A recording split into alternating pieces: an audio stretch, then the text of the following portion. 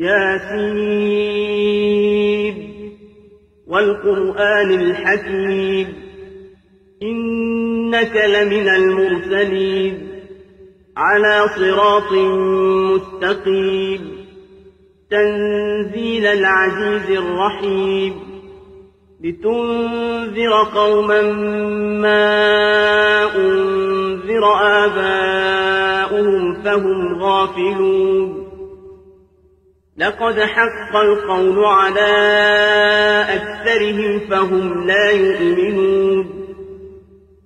إنا جعلنا في أعناقهم أغلالا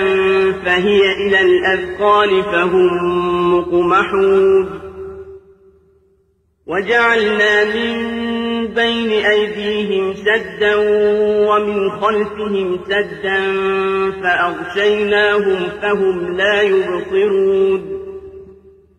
وسواء عليهم أأنذرتهم أم لم تنذرهم لا يؤمنون